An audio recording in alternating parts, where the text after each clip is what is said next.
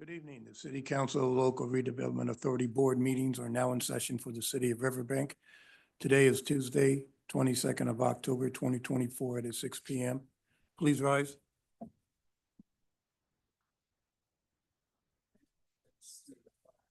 Of the United States of America, and to the republic for which it stands, one nation, under God, indivisible, with liberty and justice for all.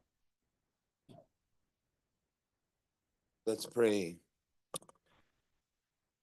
Father God, we just take a moment this evening to recognize and thank you for the love that you so freely give us and the ability to walk in what you've provided for us in this city of Riverbank. I pray that tonight, Lord, as we do business here in this city, Lord, that there will be wisdom around these tables. Father, we're so grateful that we have this platform to be able to express our concerns, Lord, to talk about the needs that we feel that Riverbank needs, and that, Lord, our voice is heard. And we have a council, Lord, and we have a city staff that's willing to sit and listen and then gather, Lord, what it is that that's been presented to them and make a decision, Lord, that's best for Riverbank. And we stand behind that together, doing our part to make this city a better place to live.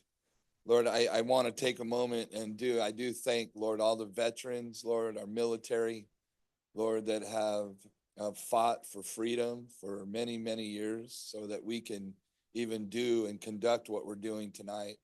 So we honor them tonight. We give you all the glory for it. In Jesus' name, amen.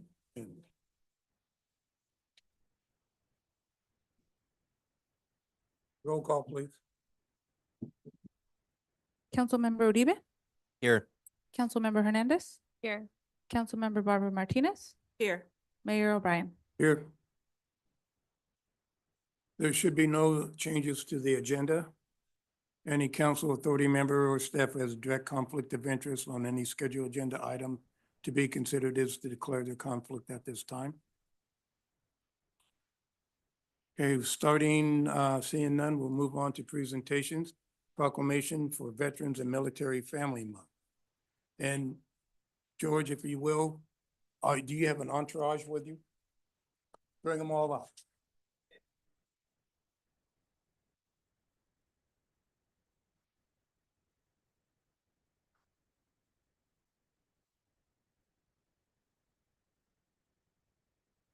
Come on up. I want people to see who you guys are.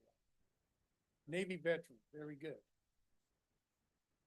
Before I start, I was in the Navy, and on November 1st, 1983, we had a main space fire on the USS Ranger, killing 6 and injuring 34.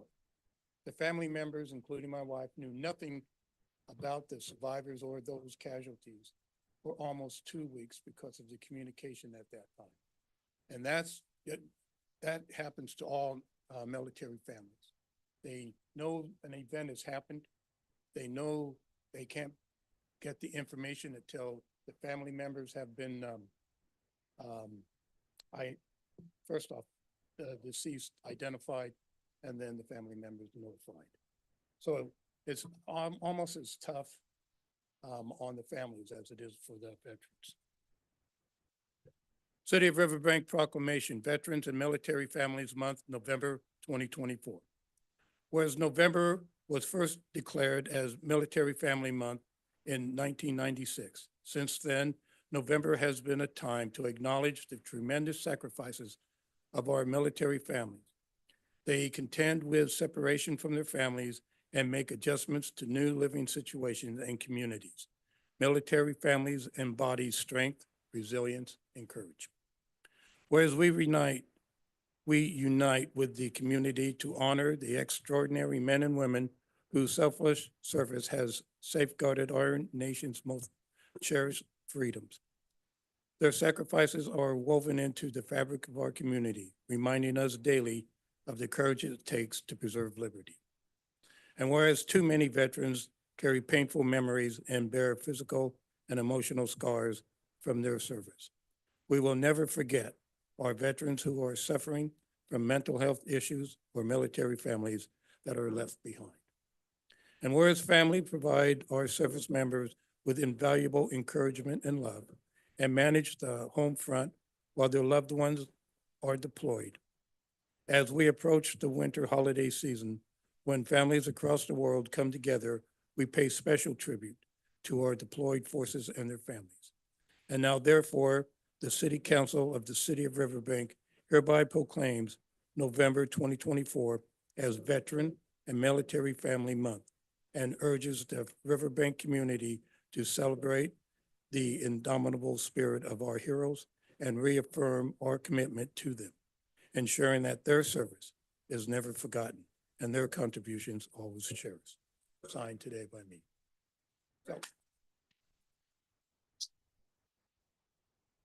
So, George, I'm going to have you take over, but would you please introduce, well, your members here? The-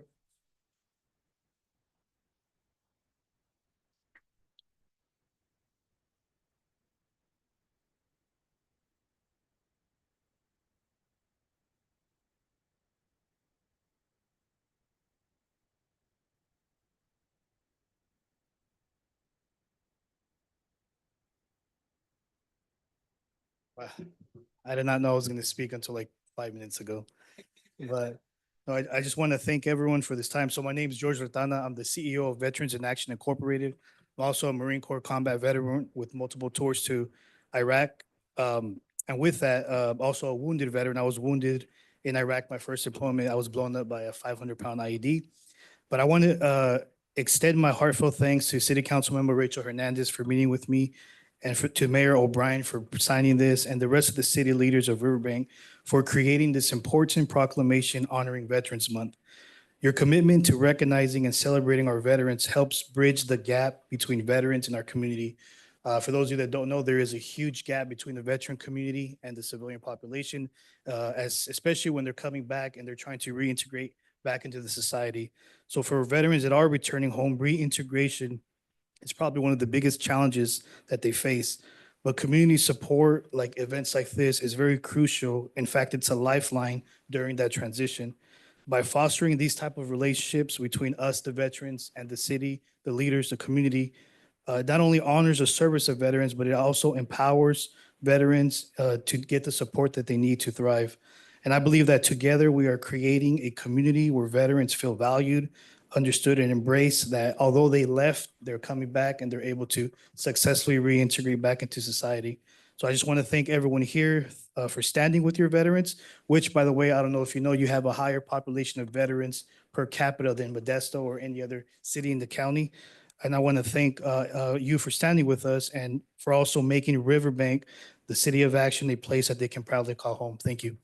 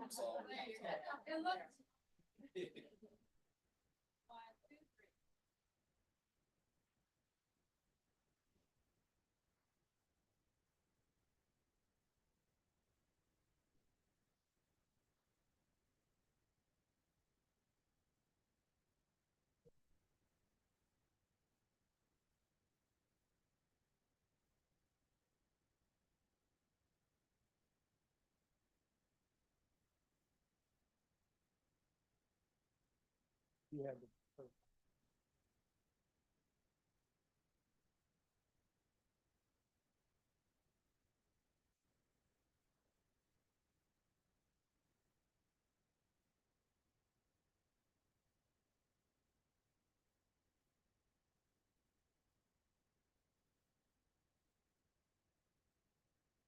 All right, moving on, public comment. At this time, members of the public may comment on any item not appearing on the agenda within the subject matter jurisdiction of the City Council LRA Board.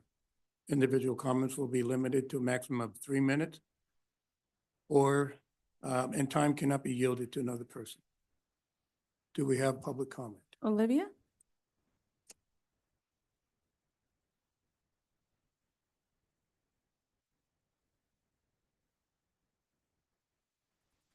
Good evening, Mayor O'Brien, council members, everyone here tonight. My name is Olivia Rambula, owner and broker of Timeless Real Estate here in Riverbank, but at this moment, I'm here to speak on behalf of the Chamber of Commerce, and I'm here with, Lori Gale, hooked on bling for nails. and we just want to share some chamber events that are coming up. Make sure that you guys have them. We have, first off, November 7th, we have an all-chamber mixer in Oakdale. It's from 5:30 PM till 7 PM. Then on November 8th, right across the street, we have a ribbon cutting for Edward Jones here in Riverbank. Time and getting a little more information unless you have that. But there were some changes, but definitely keep that date open, November 8th. November 13th, we have Stanislaus Equity Partners, otherwise known as STEPS. We have a Riverbank Chamber Lunch and Learn that we are collaborating with together from 12 PM to 1 PM at our lovely Pizza Plus here in Riverbank. So come eat, get education. They're going to go over business planning for your next year, 2025. So let's get that going and come on out, share with us.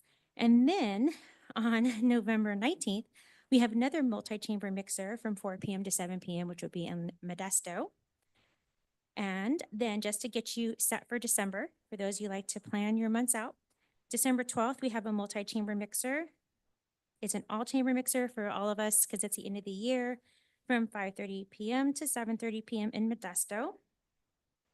And then we do have some tentative lunch and learns to be determined in December, trying to incorporate other businesses and get some from other cities. So there'll be an opportunity for people to come and have a lunch and learn with us elsewhere.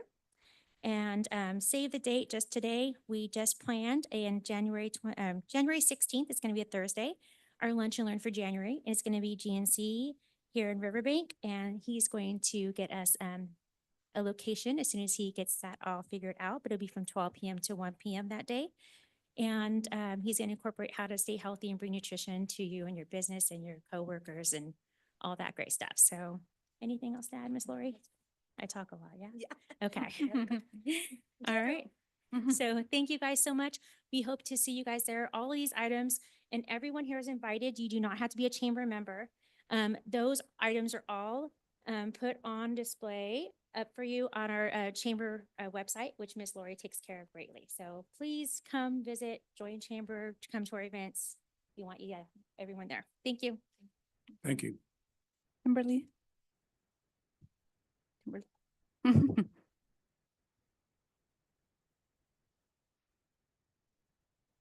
This evening. My name is Kimberly Evans. I also do Paparazzi $5 jewelry. I am here for a very concerned. On Oakdale Road, you guys have it where it says 50 miles per hour right by Costco. We need to change that to either 30 or 35 miles per hour. And still on Patterson Road, there needs to be some kind of lights to slow down the cars because it's really hard to cross over. And I see a lot of people almost getting hit.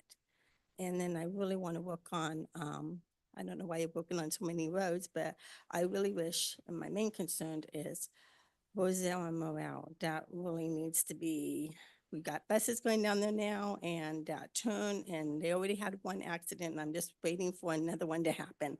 So I know you guys said it was in process, but I need that road fixed immediately. I thought that's more important than all the other roads that you guys are doing. Okay, thank you. Thank you. Olivia?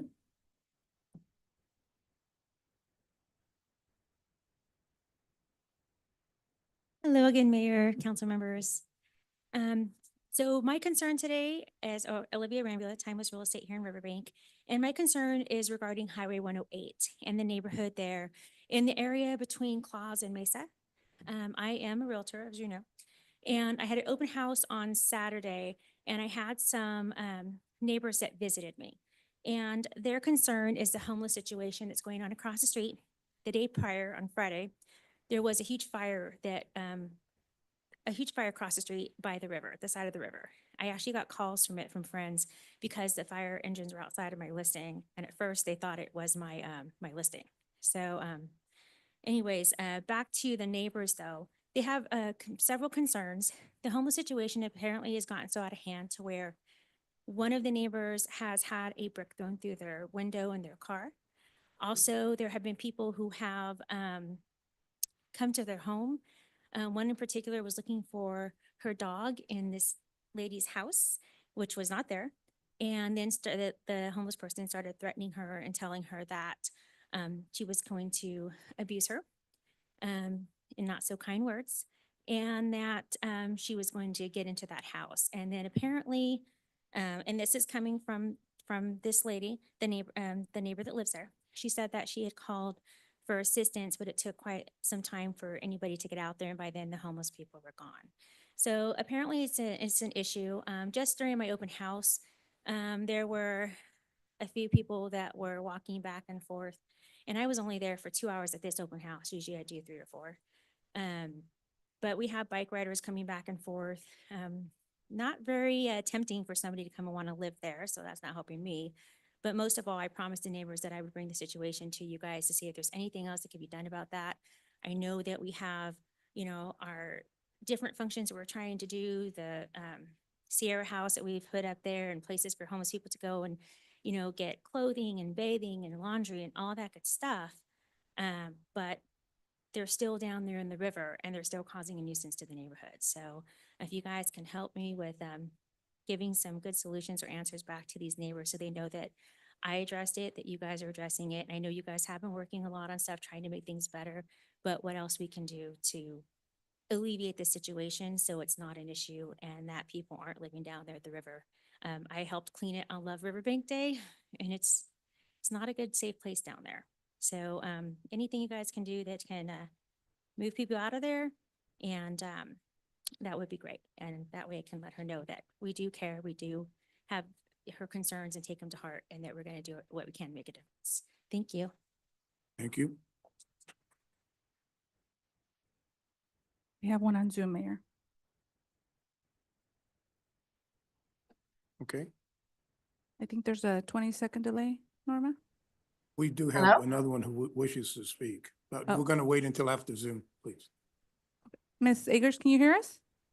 Yes, can you hear me? Please- Yes, go ahead, please.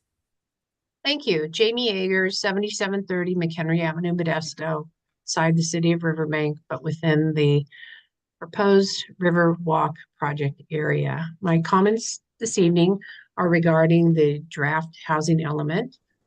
I listened to the staff presentation at the Planning Commission meeting last week, as well as the staff's follow-up comments. And I understood the staff to say that the Riverwalk project could not be relied upon to meet the RENA housing numbers. And considering that, it seems inappropriate to me that the Riverwalk project should be included in the draft housing element update. I will reflect that in the comments that I will be submitting. Thank you. Thank you.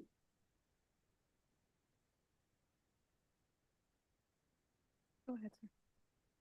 Yes, hello. No, it's Fred Walton. That's Fred Walton.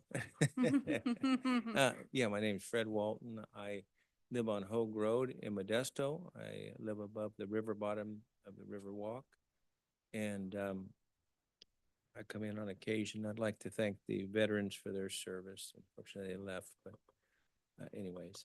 What I'd like to say is that just generally looking over the project, the Riverwalk, we have to be prepared for the unprepared because things come up pretty quick.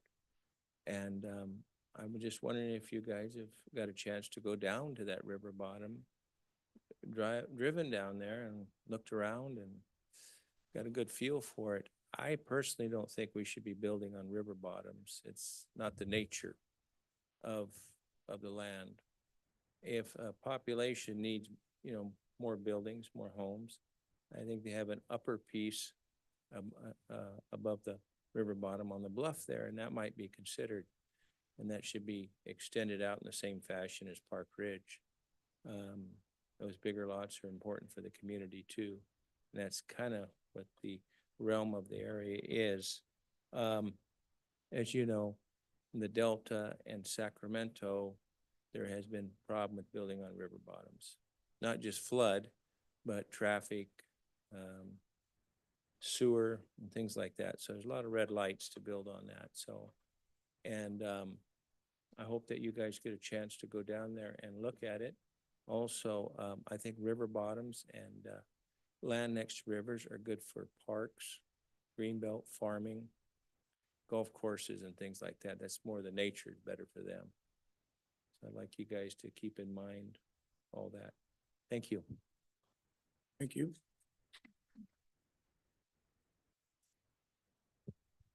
Mayor, council did receive a written comment from resident Gary Pearson, and it reads as follows. Good evening, Mayor and council members. First of all, the Wine and Cheese Festival was an outstanding event, and when I went on Saturday afternoon and found a lot of folks out and about, I rode my bicycle to the event as parking was difficult to find. I did find 2 other bicyclists who were Stanislaus Sheriff officers. Please note, the officers were on electric bikes, and I had a great conversation regarding these electric bikes. Number 2, I applaud the city for the distribution of the compost to the community and the local farms. The Whiskey Farm has received 60 yards of compost at no cost. Under California Senate Bill 1383, as described, procurement of recovered organic waste products, recovered green waste can be distributed to local people for use at no cost. The Witsaki Farm is a local farm located on River Road and is using sustainable agricultural practices.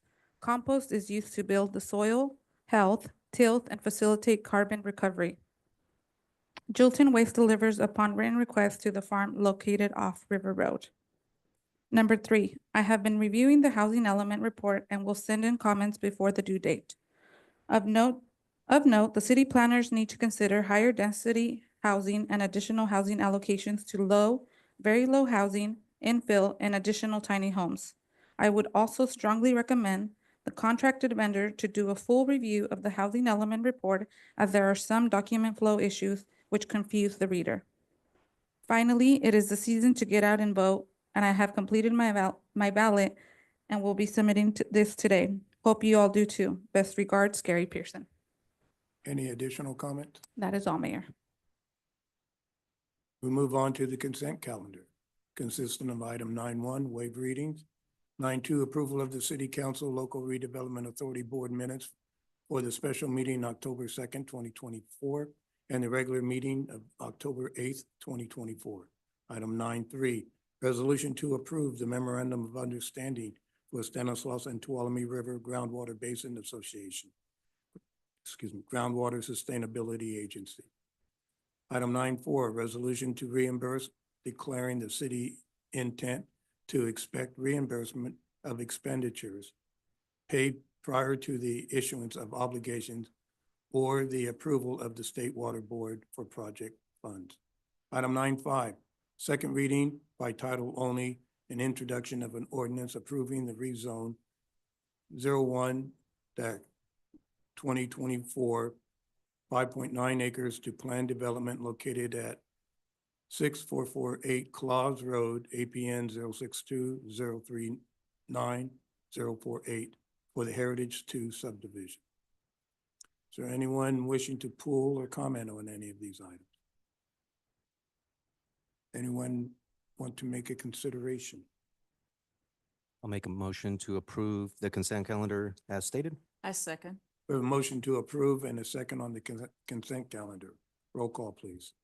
Councilmember Hernandez, Yes. Councilmember Barbara Martinez, Yes. Vice Mayor Uribe, Yes. Mayor O'Brien. Yes. Motion passes 4-0. Hey, new business.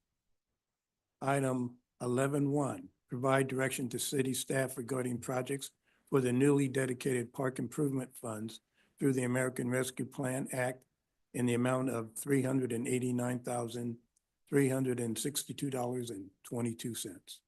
Michael Patton, Director of Parks and Recreation, will provide the report. Good evening, Mayor and Council.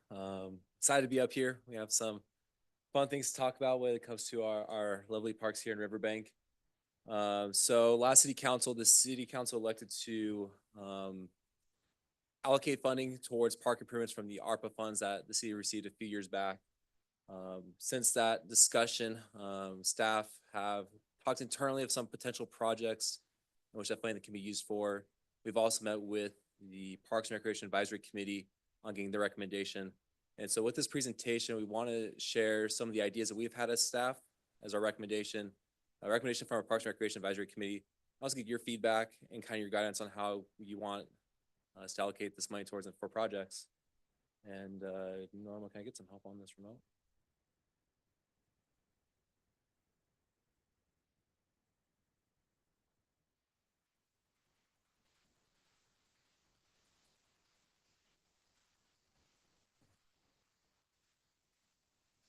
Still not a fan of me. Well, that's a good question too.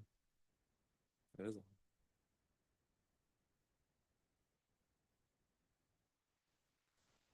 There we go. To provide some context to City Council, on October 8th, City Council approved to allocate $389,362.22 of the American Rescue Plan Act funds towards park improvement projects. Kind of give you kind of a reminder there, and maybe Marcel can correct me if I'm wrong. These funds need to be allocated by the end of this calendar year with either purchase order or contract in place, and we have 2 years to expend the funds. On October 9th, right after the meeting, Parks and Recreation staff met to discuss potential projects. We reviewed our park standards. We reviewed, at the beginning of the year, we did a park assessment of our parks, identifying amenities at our parks that are in critical need of repair, things that can wait, things that are in fantastic condition. So what we did with staff, we took these recommendations or these outline of projects, and we took them to the Parks and Recreation Advisory Committee on October 16th to discuss potential projects and receive a recommendation from them to present to you today. So as staff, with our considerations, we had 2 key focuses that we wanted to eye on. We wanted to focus on improving parks that are not part of a lighting and landscaping district or a community facilities district to meet new park standards. Usually these are parks that rely on general funds to work on a replacement, outside funding, grant sources. These parks include Castleberg Community Center, Jacob Myers, Pioneer. Another option that was thrown out there that we've heard from the community is maybe move forward to constructing a splash pad at Civil Park. We know that here in Riverbank, we don't have a free water feature, and so that was one of the ideas that was thrown out there. As for staff recommendations, early in 2024, the staff performed a park asset list to identify amenities and their quality in our parks. Of the parks listed, each playground of the parks listed prior, so Pioneer Park, Castleberg Community Center, Jacob Myers, each of those parks were labeled as requires replacement immediately. Those with playgrounds, they have a certain amount of years on them before they start wearing down, become more of a liability on the city. Bolts become undone, plastic starts to wear, starts cracking, kids get scratched on. Continue with the recommendations. Tables, benches, and garbage cans were listed at these parks are either being good condition or also requiring replacement. After discussion with staff, replacing the playground at Castleberg Park and replacing the benches, tables, and trash cans were listed as a priority. Our park standards list that playgrounds need to be need to have certain amenities to them.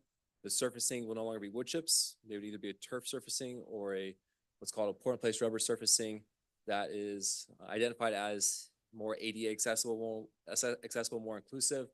It also is more safer when you have drop zones where kids can fall down. There's so much cushion in there that makes it a little bit more safer for the kids.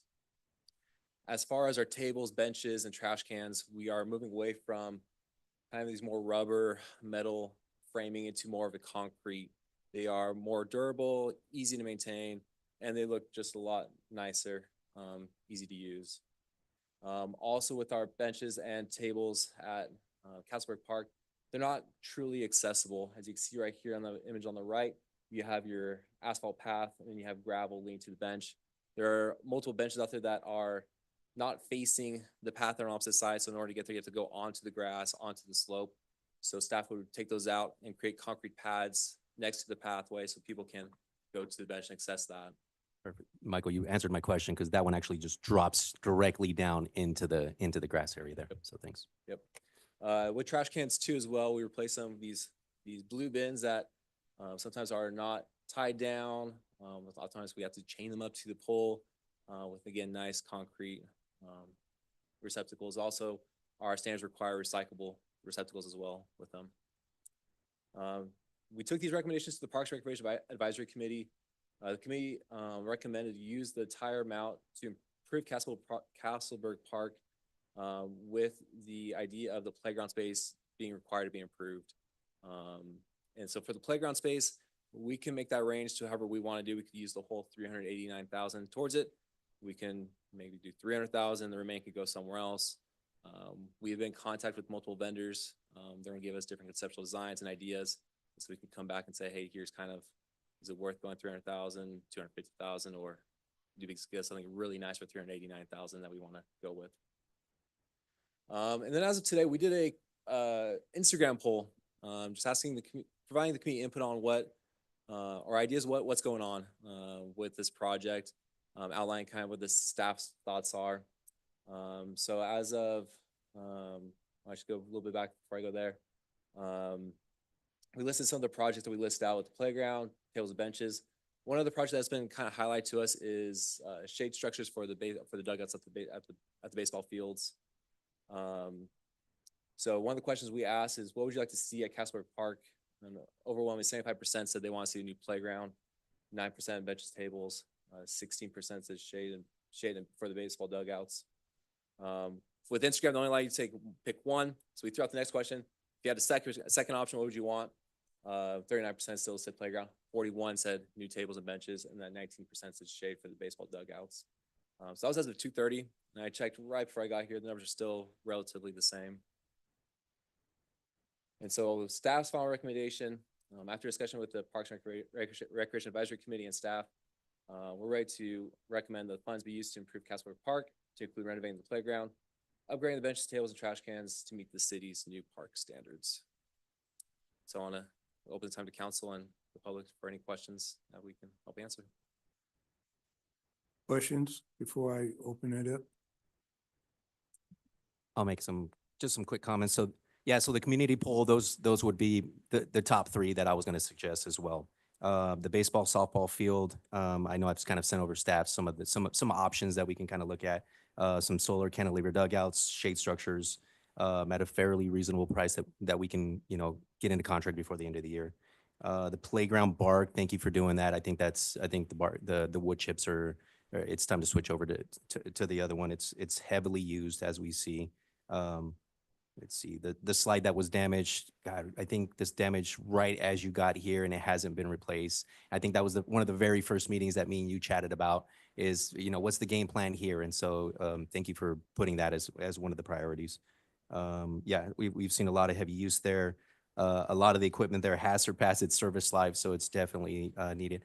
And then it was nice to see the Parks and Rec Committee. Was that a unanimous vote? I'm assuming. I tried to find the recording of the meeting, but I couldn't find it. It was unanimous. Okay.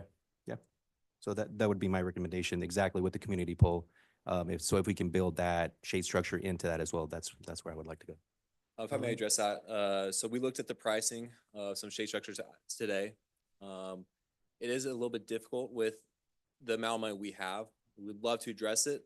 So with playgrounds, with the amount of requirements we have, it's not only just the surfacing, but our standards require that shade structure be incorporated into it. So there's a lot of components that make the playground very nice, but very pricey.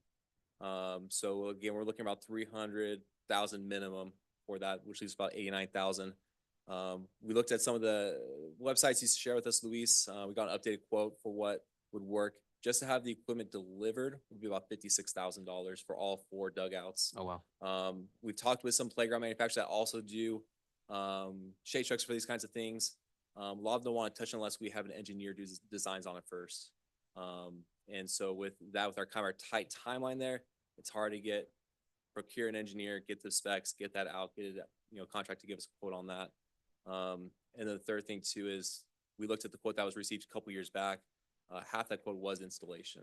And so finding a contractor then to install within that $30,000 range with what's remaining is very difficult. So I mean, I love the dugouts, I love the baseball, but it's just very tight with our current budget that we have with Right. what we're and- trying to do. Right. We've been having hurdle after hurdle, and we're trying.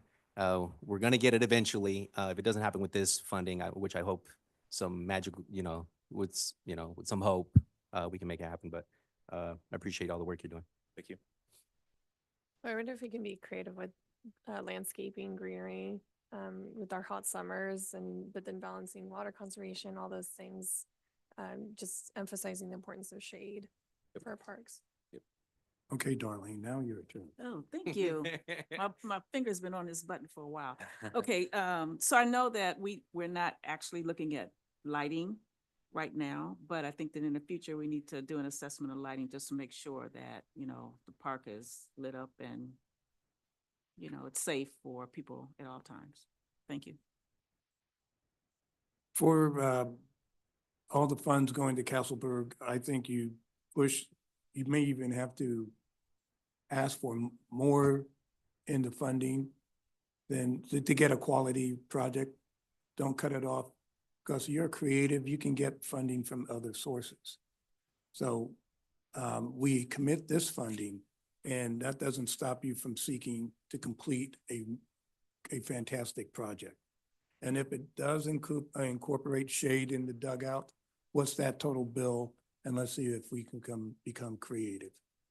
Okay. All right, but other than that, let's hear from the public. Is there anyone wishing to make a comment? Yes.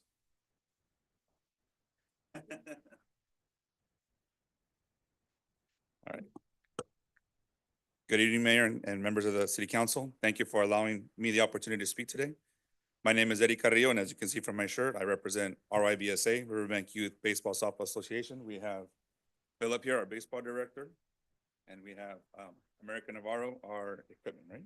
Yeah, she just joined our board 2 weeks ago, so thank you. While Castleberg Park serves a wonderful place for families, athletes, and residents to enjoy the outdoors, there are a few key improvements I'd like to propose today that will enhance safety, accessibility, and the overall experience for everyone who uses the space. Shade structures. Thank you, Mayor. Thank you, Councilmember Uribe, for mentioning that. I know, Mike, that we've talked about it. It is an expensive project.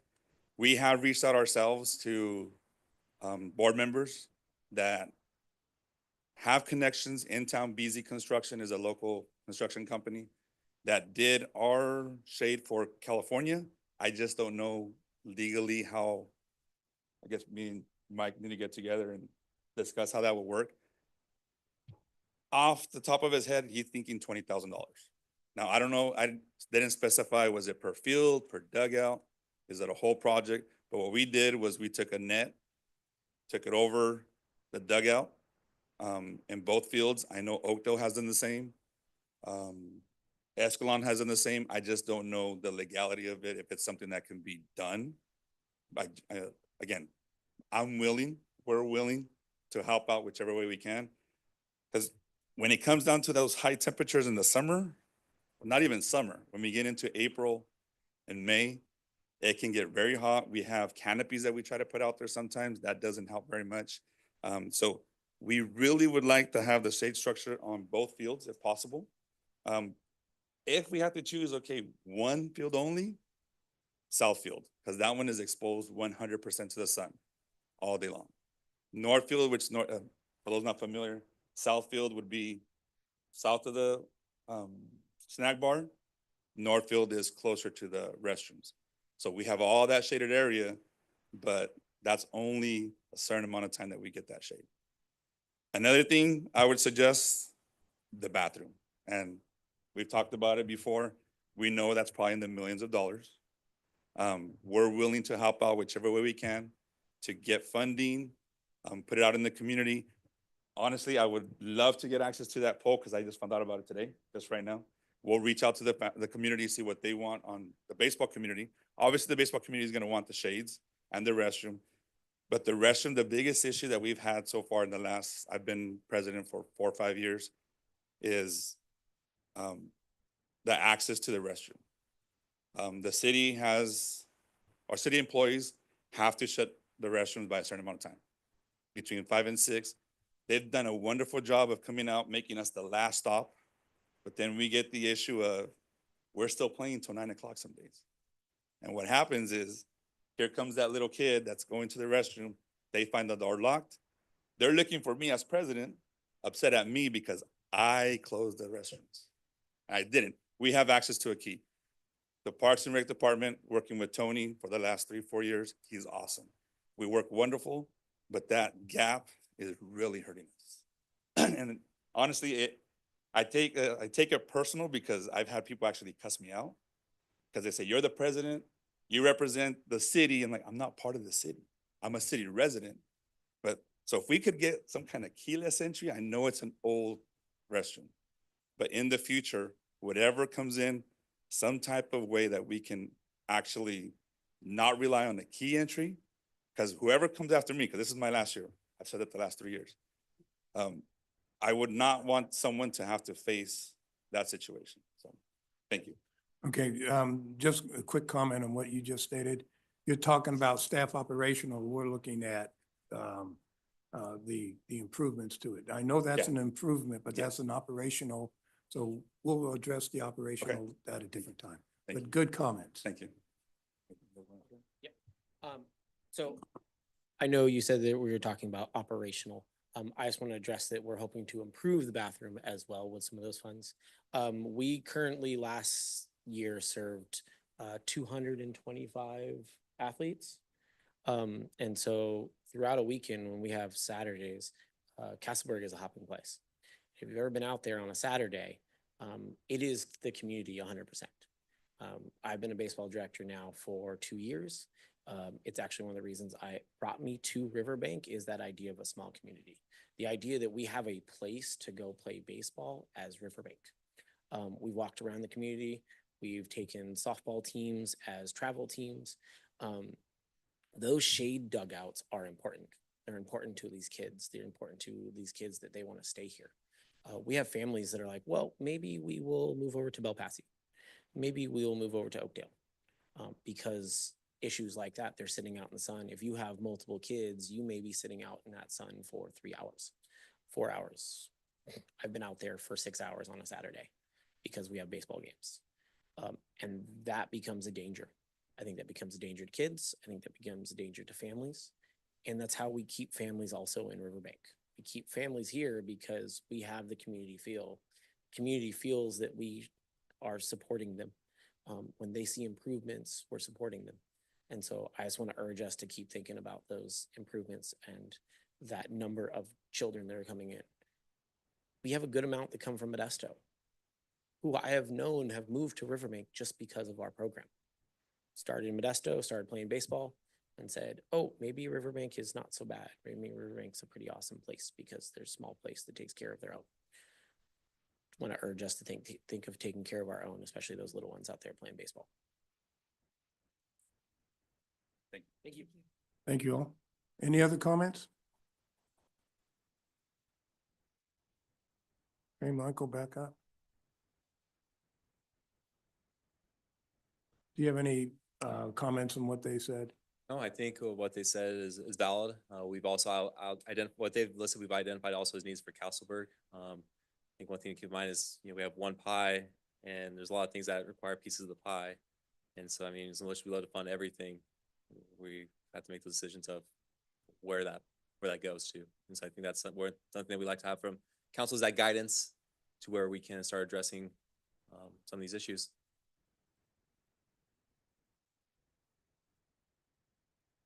Any other guidance? You good? Is there guidance from the council on how to go about this? Yeah, we did. Well, it generally sounds like they're supportive of your proposal with the addition of if we can look at some options for the shade structure. We know that there's a funding difference for perhaps installation for some of those. So obviously council would probably be supportive of you coming back with a request if you were able to move forward. So Awesome. That's good. Thank you. And don't hesitate, spend it all. Oh, thank you for the advice, Mayor. we need him too, so. Yeah. He's the one I can count on to do that. All right. And Michael, if you could bring us possibly two quotes, one for the south and one for both, just so we can look at it. And if something that we have to fund out of the general fund, I think that's a discussion that we can have at a different Yeah, time. we can definitely do that. I think keep in the back of mind too is that timeline that we have. Yep. Of trying to get this money allocated. So we can definitely get some quotes that provide to council at a different time and all that stuff. So Appreciate it. Okay. thank you. So I'll make are we good? Mayor, did you want a motion? There's no motion, but we gave him good guidance. Gotcha. Hey, thank you. Thank you very much. Thank you for your inputs. Item 11.2, resolution approving a consultant services agreement with Jane Media Services for social media and communication services. Good evening, Mayor and Council. This item is a follow-up to the discussion we had during the ARPA spending plan where we reallocated a balance of project funds that were left unencumbered to particularly, mainly to our park improvements, which was that discussion, and secondarily to getting some assistance on our communication services and our social media. So this item addresses the allocation that was made at that ARPA meeting and being able to move forward with the contract. So in our strategic plan, there was a goal that was established to improve internal and external communication with two specific objectives: to proactively communicate news about the city to residents, businesses, and surrounding communities, as well as to use our social media to disseminate positive news, milestones, and accomplishments throughout the community. While I can say that city staff has done a wonderful job to date in being able to share, we know that there certainly is more that we can do, and there are certain departments that we just unfortunately do not have the time to be able to sit down and create some of these social media messages, some of these messages that go out to our residents in order to keep them fully informed of the projects that we're working on. Our current communication strategy is going to be pretty bare bones, as I mentioned. So we do use our utility bill newsletter that gets mailed and emailed to residents who also take advantage of our express bill pay. It does only go out every 2 months, which means they get a two-sided flyer with one side being in English, one side being in Spanish, that basically just shares upcoming events that they can place on their calendar. We do have our Instagram and our Facebook that have quite a few followers. We post pertinent information on major projects.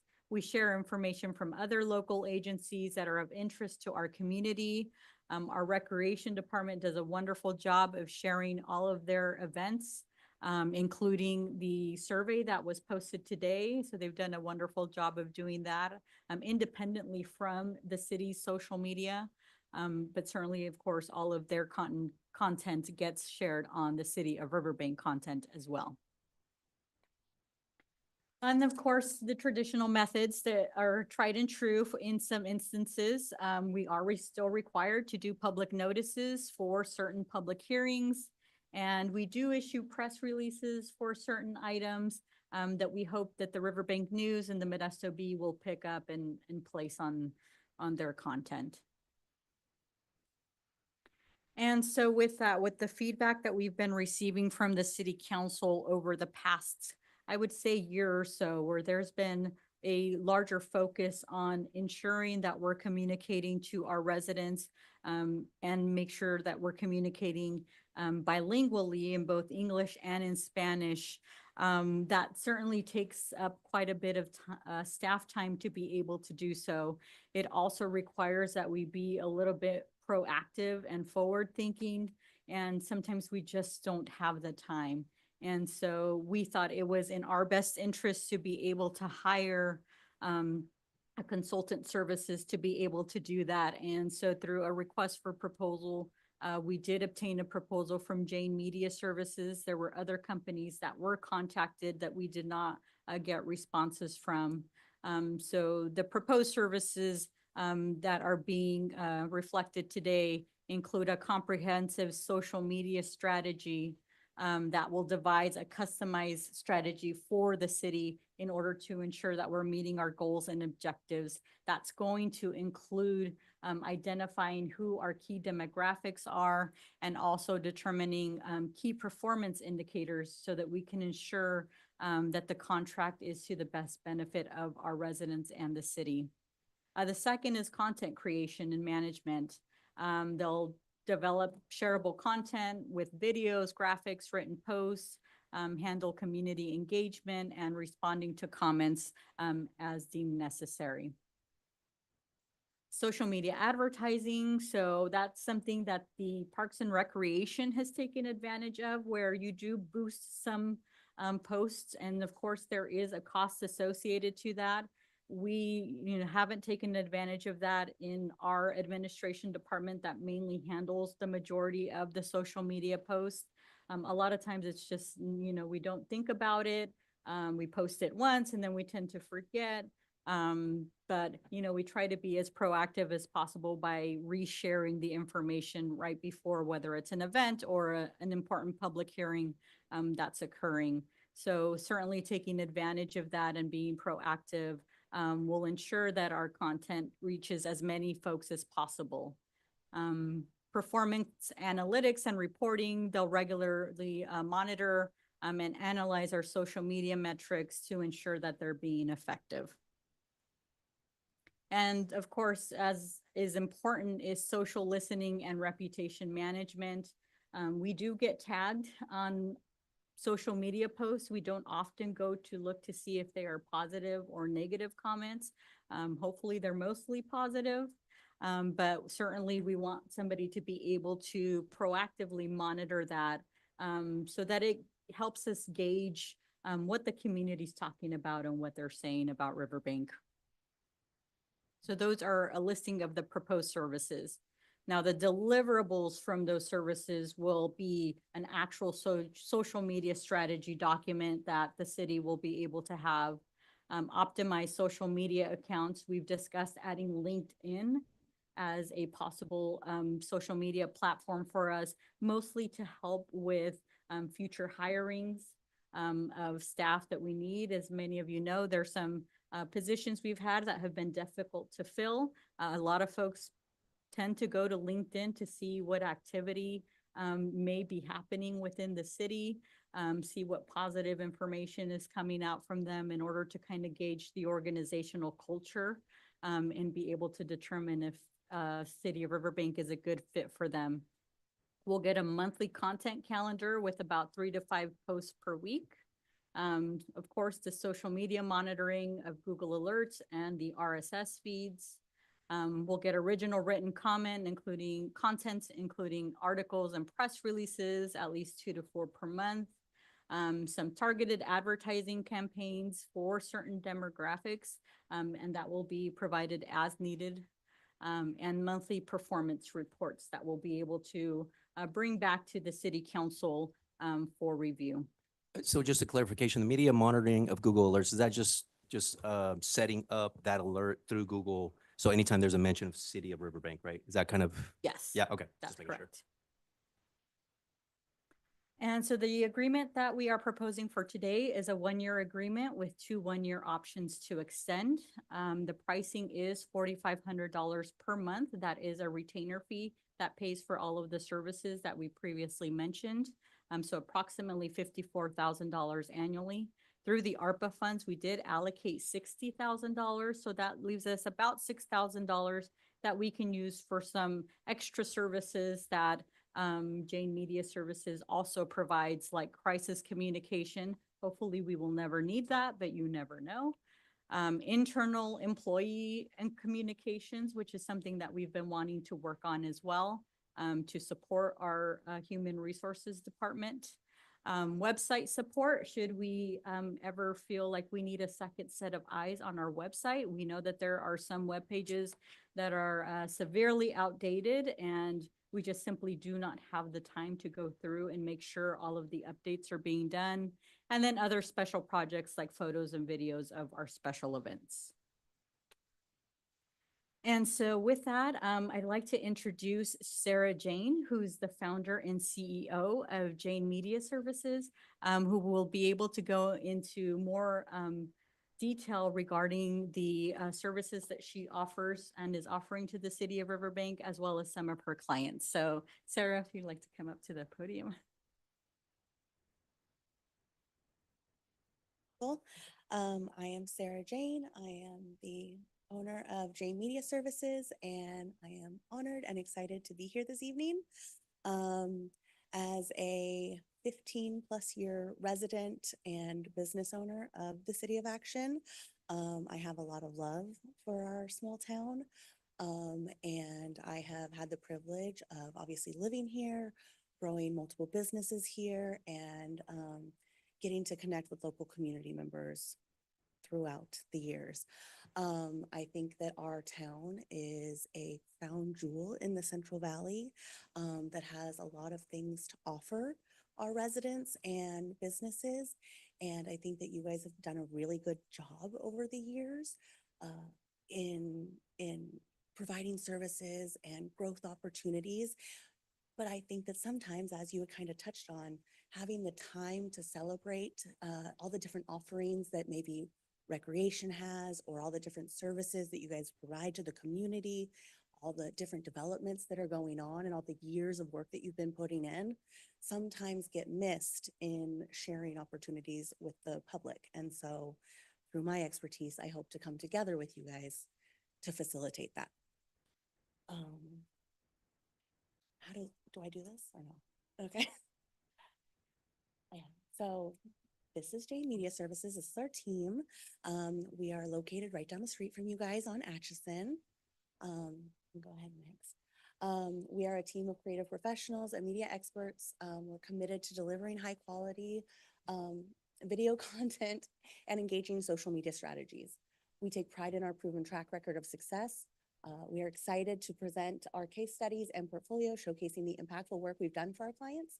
We are very familiar with press releases and time-sensitive projects that need to be received by the public in a fast-paced environment. So those are all things that we are excited and looking forward to taking on. I am founder. We have Kaylee, and then also Ashley, our marketing associate, that would be direct content contacts for you. As she had kind of gone over, we specialize in content creation. I have over a decade in photography and videography experience. So part of my specialty is I'm not just here to create social media posts for the city or council or residents. I'm here to tell the story of Riverbank, and I want to come alongside you guys to help celebrate all of the amazing things going on in this town every single day.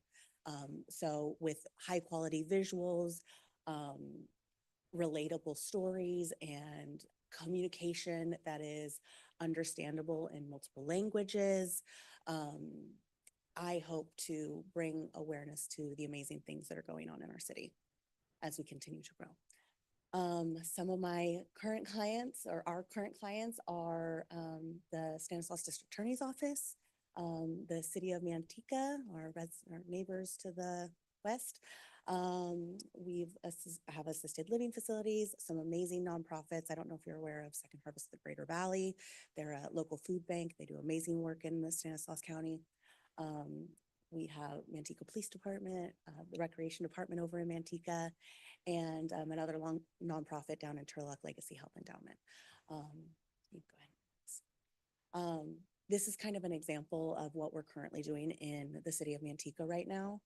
We've taken their branding, we've taken their amazing staff and community members, and really made it a priority to share the everyday people that make Manteca great. Whether it be the bus driver that's picking you up at your bus stop, or the public service officers that are helping things like the homeless crisis, and firefighters, and of course their amazing rec department. And we come together alongside that city and help tell that story in a way that makes it relatable, understandable, and positively impacts the residents and businesses there every day. you can go ahead.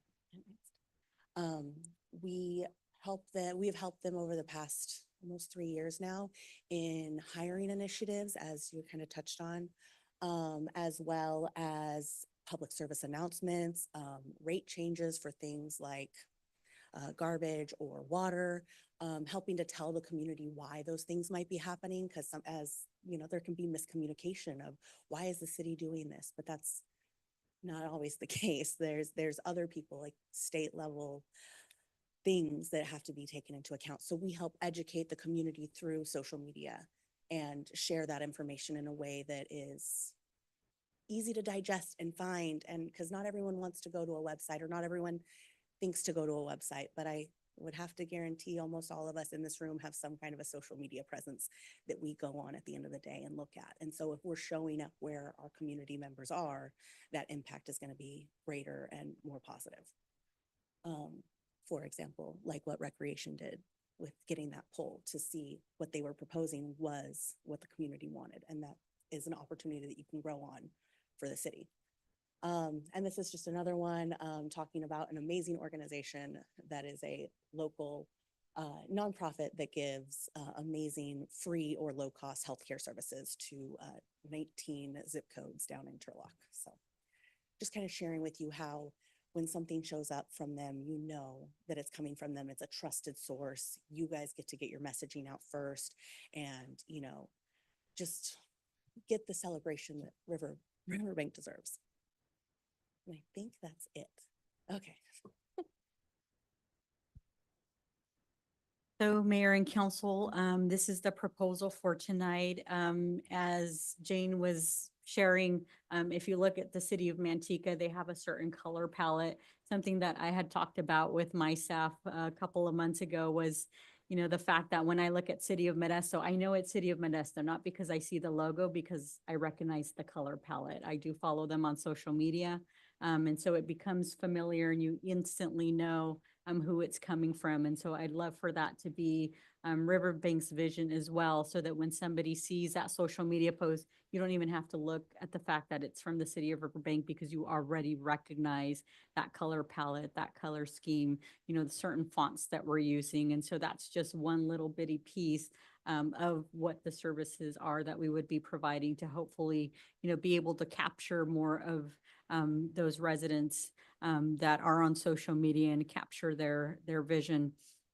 In addition, we would be adding a lot more content to our webpage as well, where hopefully we'll be able to stream our social media as well on our website, so that the content continues to refresh and it continues to show up there for those who are not on social media, but that do like to access our city website. As you know, there is a feature called Notify Me on our website where folks can register, and it would instantly let them know that there's a new posting. And so then they would be able to see those as well.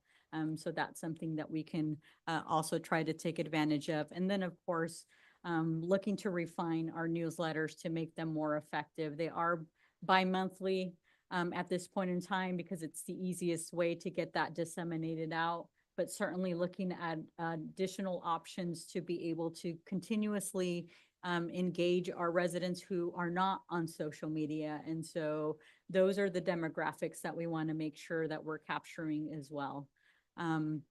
So with that, both Sarah and myself are available for any questions that council or the public may have.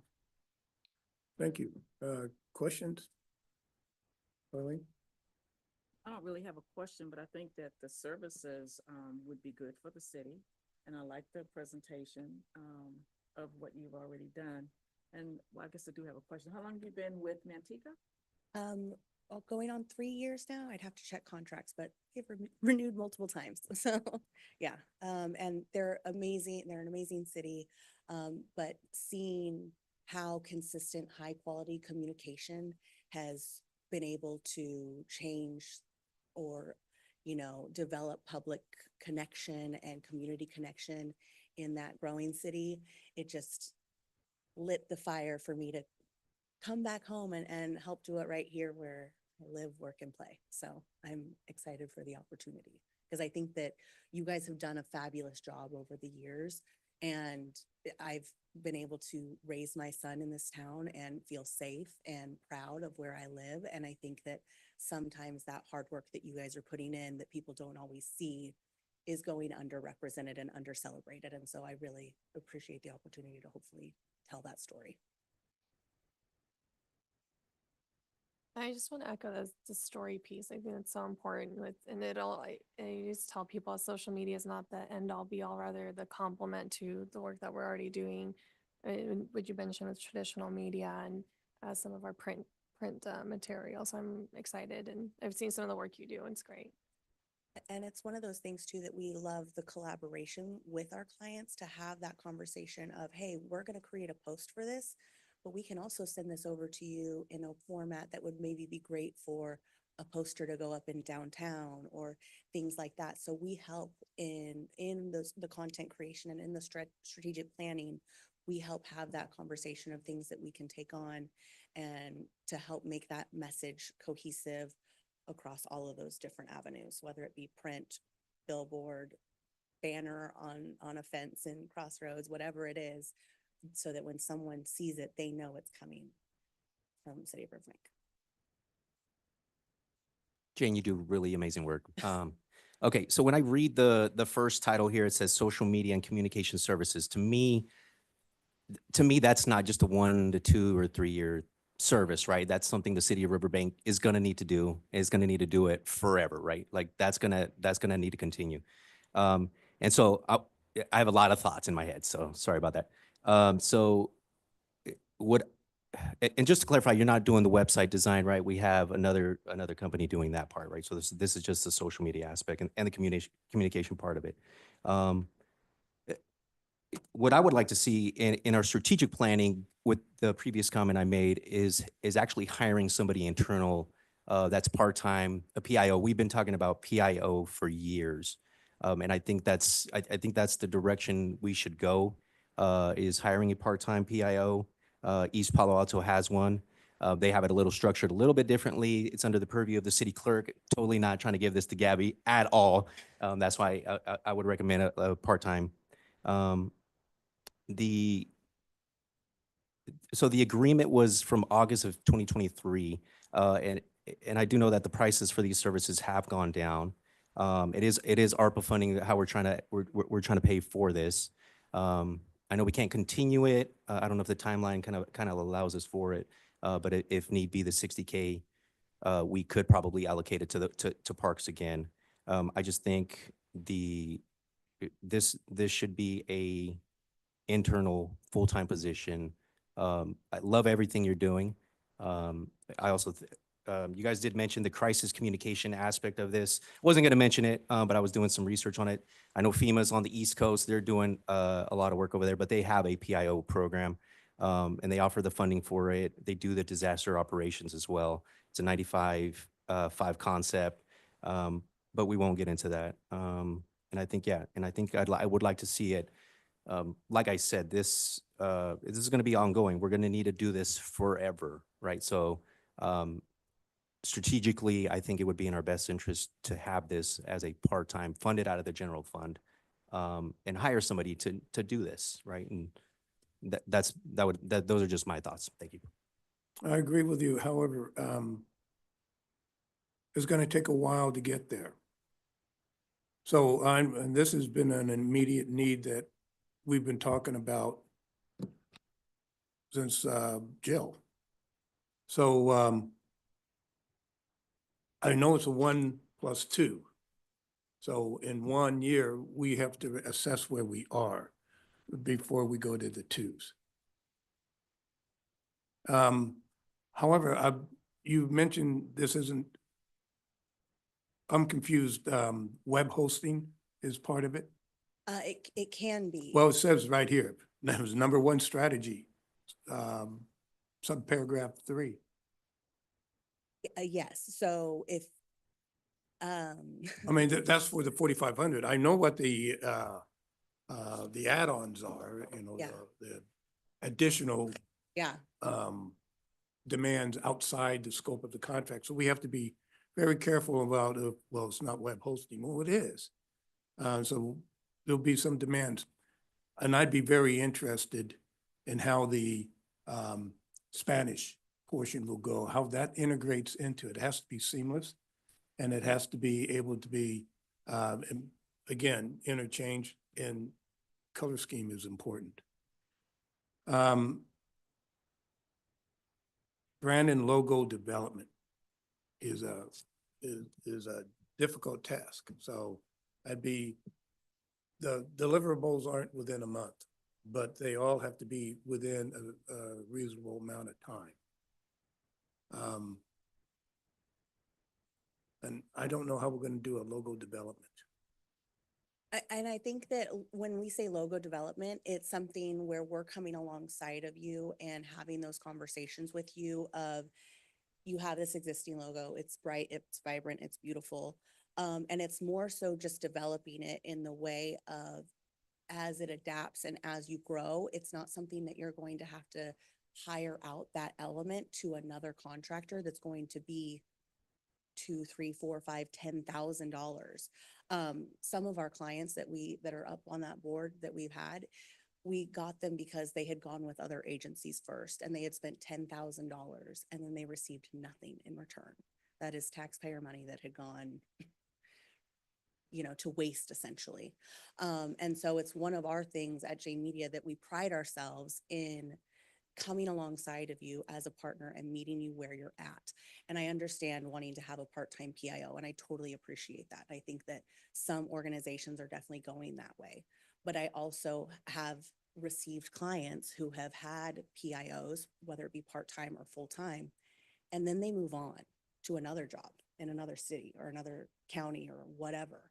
And they're back at square one, trying to figure out how to access the information, who has what content, all of those things. And I will always want this contract. So that's one of the things that there are positives of having a PIO. And we actually have some PIOs that we work with, like in Manteca, we work alongside PIOs. But it's not necessarily that for that price point, you would be able to find the kind of candidate that's going to be all places, all things for you.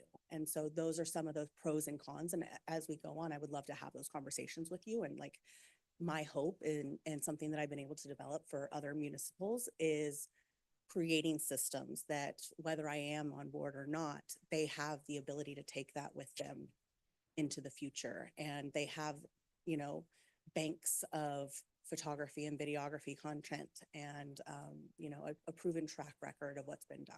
So I appreciate that. And I appreciate that feedback because I think that like that is a conversation that's being had a lot in the new digital age is, well, we should just hire someone on staff. And I think that then going into, all the pricing, the insurance, the benefits, all those things that go into it, it becomes then another thing. And again, what if they move on? There's just kind of a lot of conversations that can be had. And so there's pros and cons to both. But I think that as Mayor O'Brien had said, this has been something that's been on top priority for a while now. And I think that the other thing is that I can come alongside and help you to make the city of Riverbank have that reputation as a place that people want to come and work and want to come in and bring their family to fill those positions that you guys have been hoping to fill. And so those are kind of some of the elements that we've been able to do with other municipals to help get them really key positions filled and help enrich and better city staff and the community at large.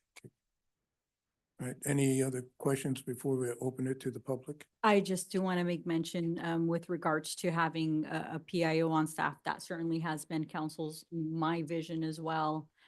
Because I do see the benefit in being able to walk over to someone and say, hey, I need this ASAP. Just this past weekend, Council Member Hernandez asked me for a quick blurb and it took me a couple of days. And unfortunately, I couldn't respond to her as quickly as I would have loved to. But certainly having somebody here on staff to prepare that for you whenever you're wanting to do your own social media posts as well would certainly be helpful. Takes time, takes money, takes space. Unfortunately, those are three things that we're a little bit short on. And so we felt that this was good good compromise to try to achieve the goal of being able to have somebody that could dedicate the time to that specific function sort of immediately, be able to build in those performance indicators that will let us know how well our strategy is working. And as we continue to grow, we know that the content is also going to continue to grow, and the need to continue to share information is going to get even greater. And that will help us kind of build up our skill set, be able to build up towards, having somebody here full-time. And full-time can also be in the form of a consultant. That doesn't always mean a full-time body physically here. We have consultants that have done wonderful jobs for us on special projects. We have JB Anderson Land Use Planning, who has been a longtime consultant to us and has provided some long-term planning assistance. And so there's a way to coexist until such time that we're finally ready to be able to have somebody in-house. Okay. All right. Open it up for the public. Is there any public comments? Please. I just had a question. First of all, I just wanted to say how incredibly what a wonderful tool this would be in bringing the community together. A lot of the things that we have been trying to do, and even the Wine and Cheese Festival that we just had was absolutely amazing. Thank you, Michael, and the Parks and Recreation team. But what I felt out there as in the community is that there was camaraderie, people were coming together, and the events that we've had throughout the years in Riverbank, there's been a little struggle with that. So I could see how this would benefit. But my question is maybe Jane can just help me out with that, is how is it that my favorite part of the presentation is that they're telling a story of the city of Riverbank. So who is the one that's determining the trail of the story? Going to Riverbank High School, the women's basketball team. Now we're over here at Veterans First, and then we're going, how is that predetermined so that on social media, we're watching the story? Who determines the places, the ins and the outs that the cameras go? Okay. Yes, Okay. go ahead. That is an excellent question. So I am all about team spirit. And so what that looks like is us coming alongside the city of Riverbank and city staff. And generally, we develop strategies and outlines, and we then have bi-weekly meetings with city staff, and all are welcome to join on those. At city manager's discretion. And basically we present opportunities. So like, I don't know if you guys know this or not, but it is Military Families and Veterans Month coming up in November. And what a wonderful opportunity to be able to tell that story. And so me knowing that, I am then going to present that to city staff and be like, hey, this is going on. Do we have any local organizations like a VFW or all those different kinds of things? And even having these people do a little bit more of a highlight. And we present a list like that. Also, we have the event coming up for REC on November 1st. That's an example of we would be out there taking the photos and videos of that and help celebrating those activities that are going on in the community so that we can celebrate them this year, but then also, as the years go on, we have a bank of photos and videos to help tell the story of years past and share that with the community. And so whether it be planning for holidays, it's Christmas tree pickup are coming up. We're starting to think about that actually I asked in September at Manteca, but I'm like, hey, it's coming up. City staff, what's your procedure on that? Let's have that conversation. So we bring some ideas to the table, and then we ask them if they have any pertinent information based on their department's needs. And then we come together to collaborate and create those posts and send them over for approval and then get them out. Yeah. Thank you for. Any other questions? We have one on Zoom, Mayor. Number ending in 3108, can you unmute?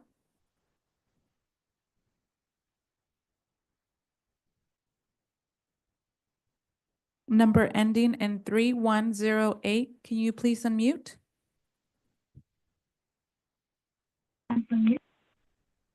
Go ahead, please. Can you hear me? Yes, go ahead. Can you hear me? Yes, go ahead. I just have one question or a clarification. On this item on the last page there, it refers to drone footage. Can you do a little more detail on what type of drone filming or whatever it is that would refer to?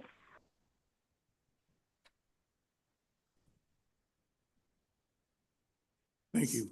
So normally we use drones for special events to take videos. We've actually, our Parks and Rec department has a drone that they've used to take some wonderful photos of our city locations, our city parks. So that's mostly what we would be intending to use it for. So obviously not looking to invade anybody's privacy, but we certainly do want the opportunity to have different shots and different views and different videos of our city events and city locations. And drones are flown in accordance with the FAA rules and regulations. Correct. Okay. I'll bring it back for either further discussion or for consideration. I'll make a motion to approve item 11.2. And I would like to second. We have a motion to approve and a second on item 11.2. Roll call, please. Councilmember Hernandez, Yes. Councilmember Barbara Martinez, Yes. Vice Mayor Uribe, Yes. Mayor O'Brien. Yes. Motion passes 4-0. When did we start applauding? This is a public meeting. All right. Okay, let's applaud for the staff. Your comments now? Thank you, thank you. Want to start off by sharing that Stanislaus Consolidated Fire Protection District is doing a clothing collection event for victims of Hurricane Helene. That it's going to be a drive-through drop-off. That's going to be this Saturday, October 26th, from 10 a.m. to 4 p.m. here at Station 26, which is located at 3324 Topeka Street. They're accepting new and gently used adults and children's clothing, particularly underclothes, which they request that they be new. Applications for the District 3 City Council vacancy will be accepted through Tuesday, November 12th at noon. Applications are available online or in the administration department at City Hall. The draft housing element is out for public review. You can access the document via our housing element webpage on our website, or you can review a hard copy of that at City Hall North or City Hall South. A presentation for council is scheduled for November 12th, should any member of the public be interested in learning more. Join us this Friday and Saturday for our annual Haunted Hayride at Jacob Myers Park. Tickets are $12 for adults and $6 for kids ages 4 to 12. Kids 3 and under are free. The hayride begins at 7 p.m. and the gates will close at 10. There will be special activities happening beforehand, including a 5:30 p.m. showing of the movie Little Monsters on Saturday. And next Friday, November 1st, is our annual Dia de los Muertos celebration from 5 to 9 p.m. here in downtown. There will be live music, ballet folklorico, altares, vendors, and a Catrin Catrina contest. Photographs for the community altar are being accepted by our recreation department, and registration for the Catrin and Catrina contest or for your own altar can also be done here in recreation. Save the date, that goes for council and for members of our public, for our 55th annual Christmas parade and craft fair. It's going to be happening Saturday, December 14th. This year's theme is Action-Packed Christmas.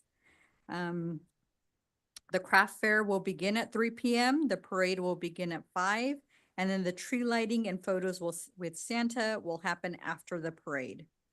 And then the Parks and Rec Department would like to give a huge thank you to council members, city staff, community members, and everyone involved with this year's Cheese and Wine Festival.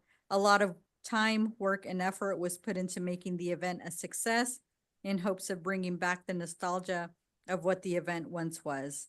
Michael and his staff did a wonderful job of ensuring that the event ran smoothly and that the experience for our residents and visitors was a positive one.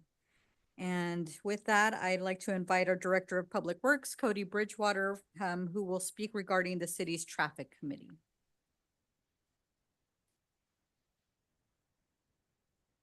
Mayor, members, council, just a gentle reminder that the city staff meets the first Tuesday of every month to go over traffic complaints that we receive from council staff and other members of the community. We discuss things like speeding, stop sign issues, other signage issues.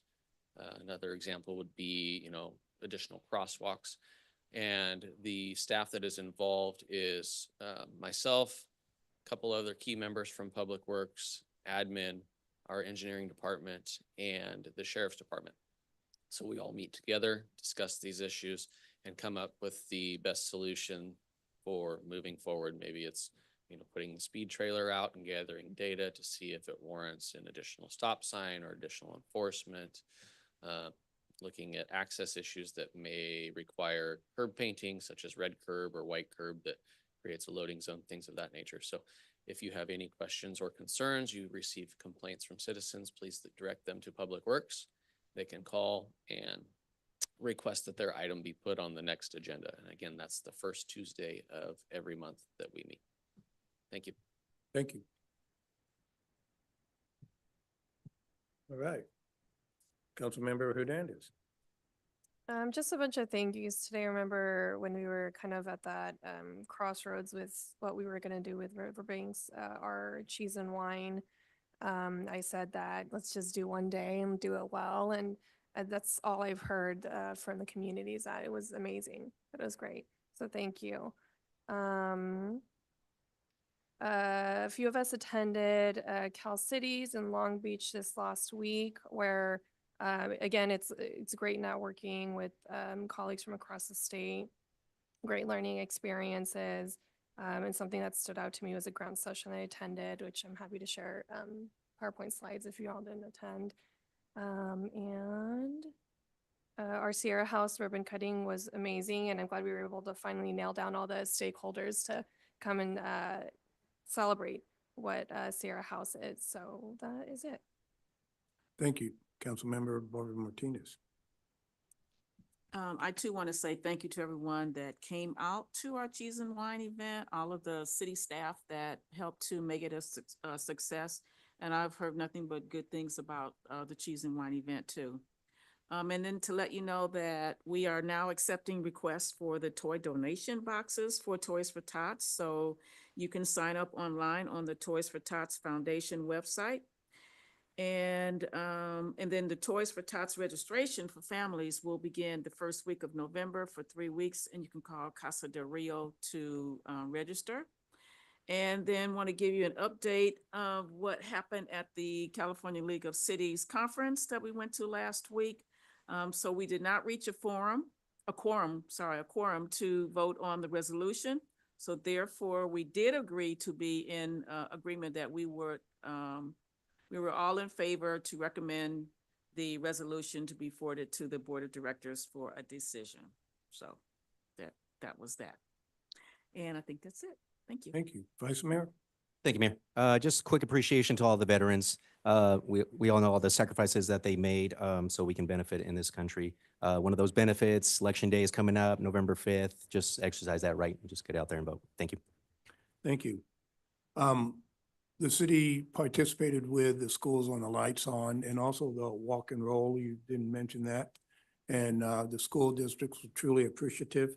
They had a great event at California Avenue School.